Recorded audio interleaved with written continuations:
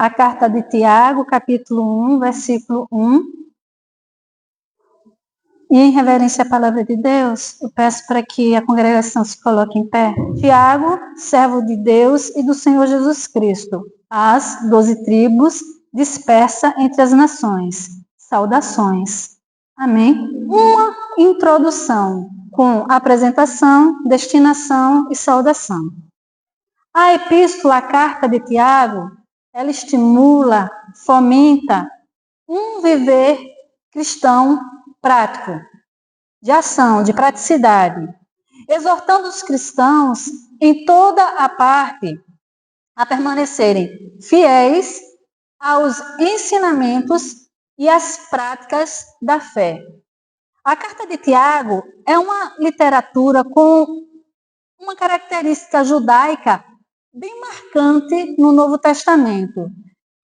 Dá ênfase a um comportamento piedoso, de reverência, de respeito às coisas de Deus e tem preocupação com a justiça social.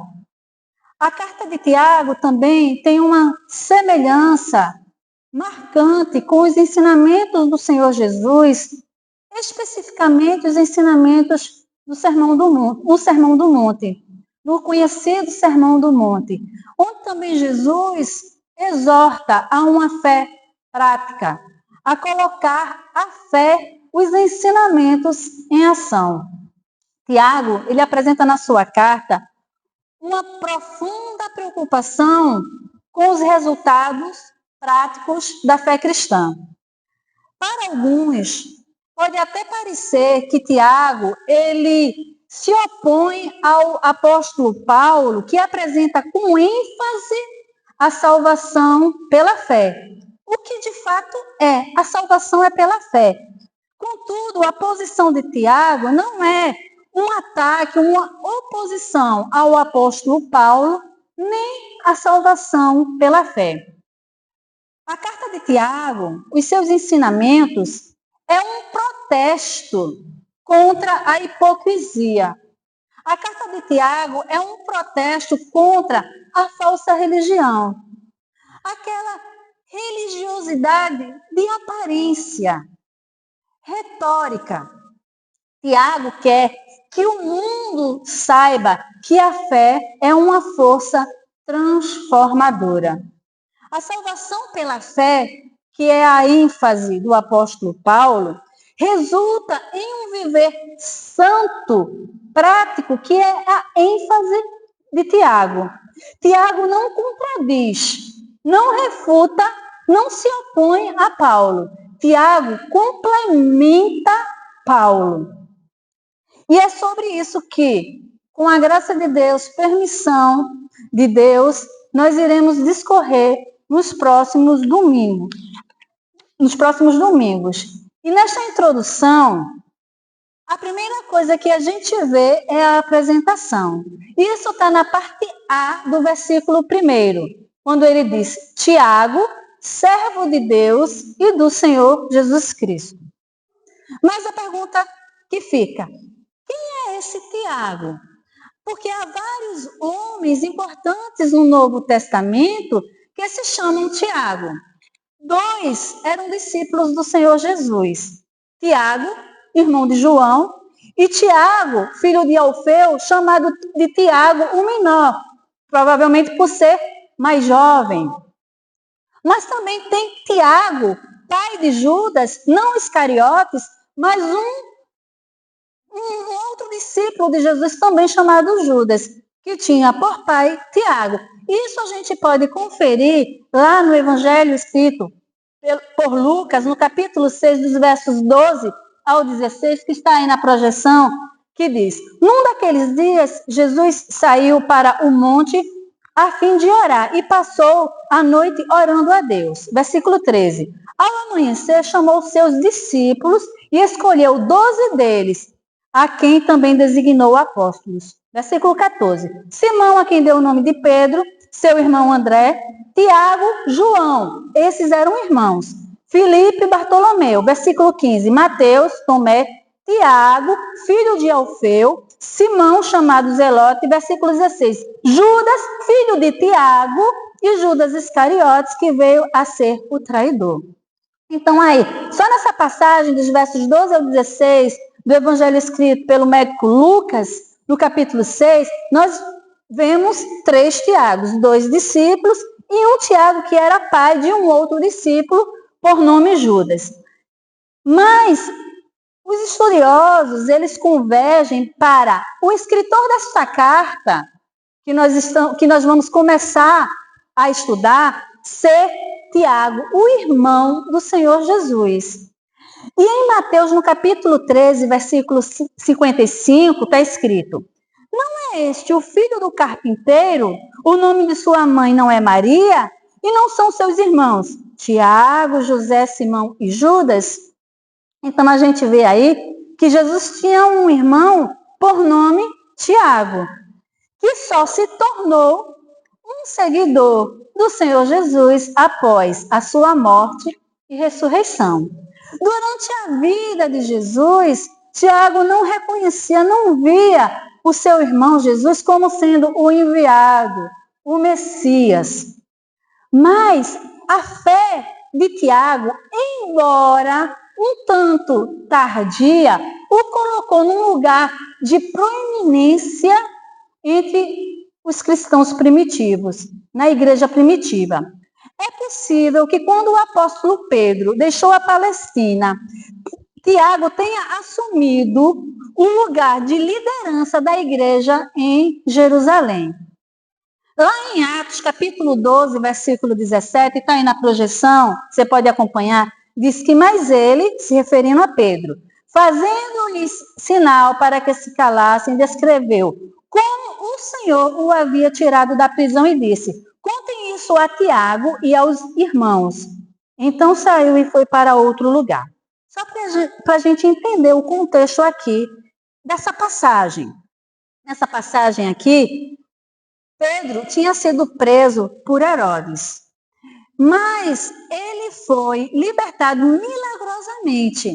E aí ele se dirigiu, após essa libertação milagrosa, ele se dirigiu à casa da mãe de João Marcos, que escreveu também o segundo evangelho que nós temos.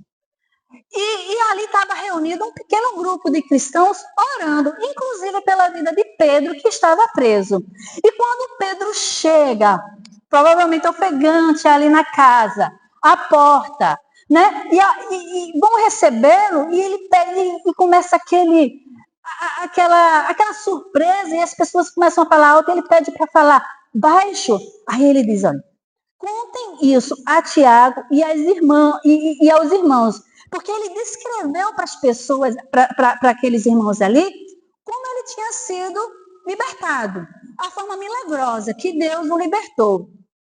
E aqui ele fala, para contar para Tiago, e esse Tiago que ele está falando aqui, não fazia parte do colegiado apostólico, porque ele fala logo em seguida. E também aos irmãos, que possivelmente esses irmãos a quem ele se refere, era sim o colégio apostólico. Então ele fala, contem isso que aconteceu, que eu estou relatando para vocês, a Tiago e aos irmãos, e aos apóstolos. Então esse Tiago aqui se tratava do irmão do Senhor Jesus. E não era o Tiago um dos apóstolos, porque no versículo 2 do capítulo 12 de Atos, fala da morte de Tiago, um dos discípulos, o irmão de João, que foi morto por Herodes, certo?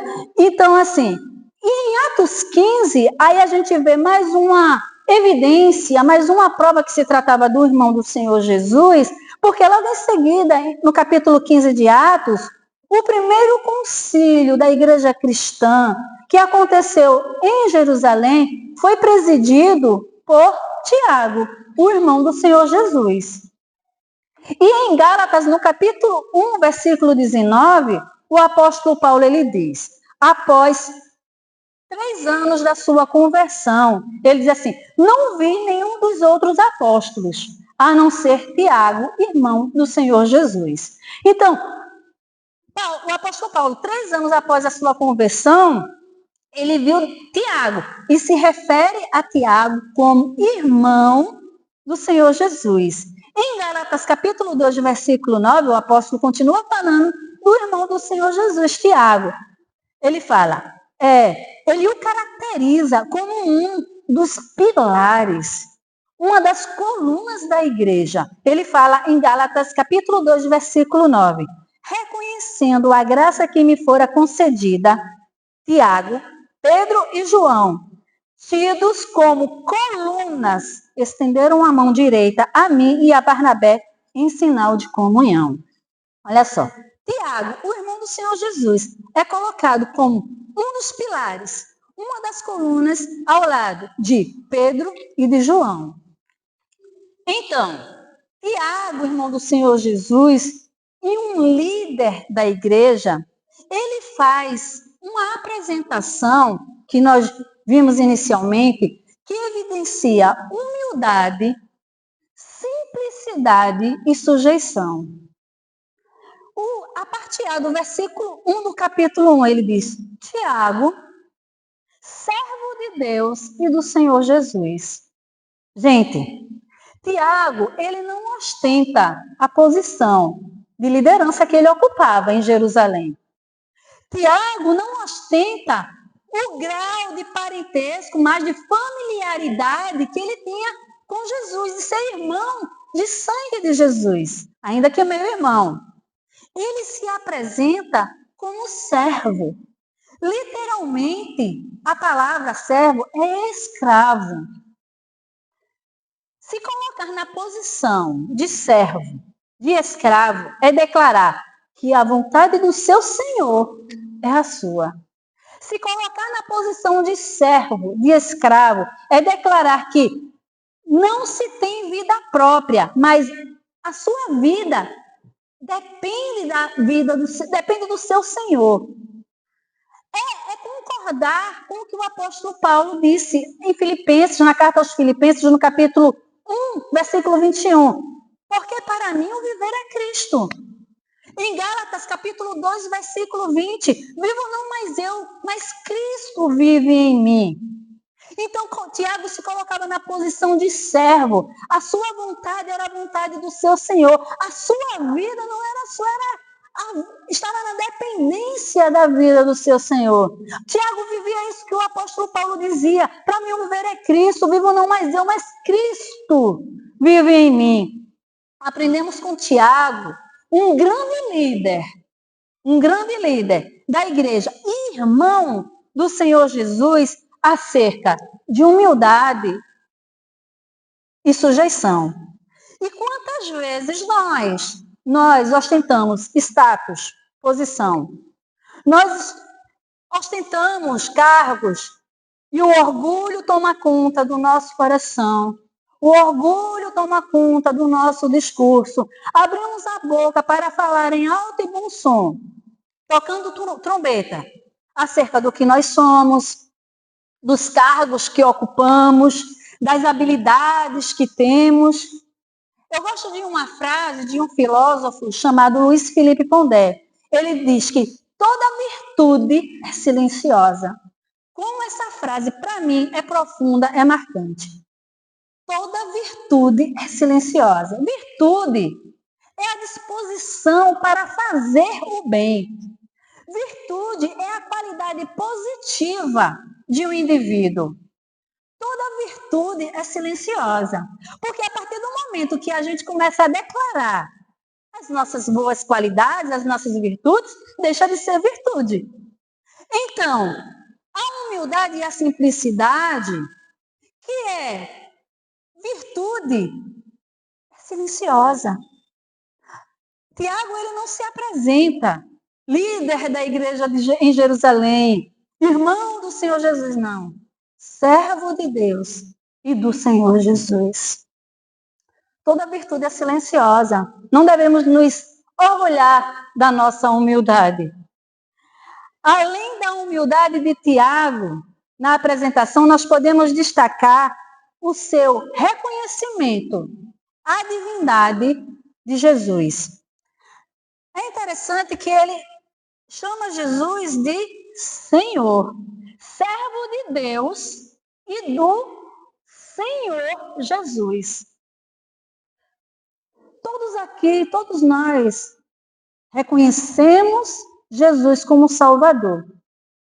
Ele é o nosso Salvador. Porque facilmente a gente entende que a gente não pode salvar a gente mesmo. Somos miseráveis pecadores, carecemos de um Salvador. Mas todo aquele que reconhece Jesus como Salvador, tem que reconhecê-lo também como Senhor. Porque o Senhor é o que governa. O Senhor é o que comanda. O Senhor é o que guia. O Senhor é o que administra. O Senhor é o que manda. Então, o Senhor Jesus, Ele é o nosso Salvador. Mas Ele também é o nosso Senhor. Ele é o nosso dono. E Tiago o reconhecia como Senhor. Então, aprendamos a nos identificarmos como Tiago, com humildade e sujeição. Amém? Mas, nesta introdução, a segunda coisa que nós temos é a destinação, ou seja, o destinatário, os destinatários desta carta. A parte B do versículo 1 do capítulo 1. As 12 tribos dispersas entre as nações. A nação de Israel foi formada por 12 tribos. E a nação de Israel, essas 12 tribos, sofreram algumas dispersões no decorrer da história. A primeira dispersão foi o Reino Norte, quando foi levado cativo para a Assíria, isso no ano 722 a.C. E ali houve uma dispersão do Reino Norte de Israel. No ano 586 a.C., houve uma outra dispersão. Aí, da parte do Reino Sul, Judá, ali por parte da Babilônia, sob a liderança do rei Nabucodonosor. Mas a dispersão aqui em foco foi na nossa era, no ano 70 da nossa era, quando as 12 tribos foram dispersas por todo o mundo. Contudo, essa referência às 12 tribos alude não só ao Israel nação, ao Israel físico, mas ao Israel espiritual, espalhado pelo mundo. E isso inclui a igreja cristã, formada por judeus e gentios. Assim, a carta ela é destinada a todos os cristãos, em toda parte, em todo tempo, e isso nos inclui. Essa carta é destinada a cada um de nós. Amém? Mas nesta introdução tem uma terceira coisa, que é a saudação. E a gente vê isso no versículo 1, a parte C, a última frase do versículo, que ele diz, saudações. E o termo grego aqui, chairô, é uma saudação formal com implicação de um voto de felicidade, de alegria, de regozijo. E num contexto de dispersão, de dificuldades, de perseguição, Tiago fala, votos de alegria, votos de felicidade. Embora as questões apresentadas por Tiago fossem amargas, porque a gente vai ver isso no decorrer desta carta, que as questões que Tiago aborda, que Tiago trata nessa carta, são questões difíceis, amargas na visão humana. Mas se acatadas, serão de alegria, de felicidade. Alegria e felicidade para a igreja de Cristo, alegria e felicidade para o cristão é uma realidade que não depende das circunstâncias. Não está condicionada às circunstâncias. As circunstâncias não precisam estar favoráveis para estarmos alegres. Filipenses, na carta aos Filipenses, no capítulo 4, versículo 4, a gente vê uma concordância com o apóstolo Paulo, Tiago e Paulo. Paulo fala, alegrem-se sempre no Senhor. Não é alegrem-se sempre quando as coisas estiverem bem. É alegrem-se sempre. Alegrem-se sempre no Senhor. Nossa alegria, irmãos, é cristocêntrica, isto é, está centrada, centralizada na pessoa de Cristo. Por isso nós temos condições de nos alegrarmos, pasmem, até quando nós estamos tristes. nós temos condições de nos alegrarmos até quando nós estamos tristes. E esse paradoxo nós podemos explicar da seguinte forma. A tristeza que sentimos, ela está condicionada a determinada situação. Uma perda, uma decepção, momentos difíceis. Então, a tristeza que nós sentimos está condicionada a uma determinada situação. Mas a alegria é incircunstancial. Pois a fonte da nossa alegria está em Cristo. Em quem está depositada a nossa esperança de dias melhores, ou não? É em Cristo que está depositada a nossa esperança, a nossa expectativa de dias melhores. Ainda que não seja nesse plano, neste mundo, nós temos essa promessa e por isso podemos nos alegrar.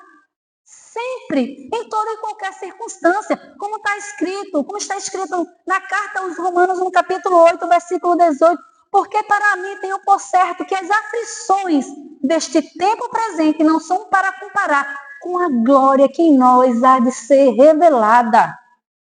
Isso deve ser a razão da nossa alegria. Amém? E nessa pequena introdução, nós aprendemos sobre humildade. Nós aprendemos que fazemos parte do Israel espiritual, ou seja, essa carta foi destinada a nós, igreja hoje. E nós aprendemos que a felicidade não consiste em conhecer e ouvir apenas o que eu quero e o que massageia o meu ego, o meu eu. Mas conhecer e ouvir o que nós precisamos para colocar a nossa fé em ação. Pois da nossa alegria, Cristo é a razão. Amém?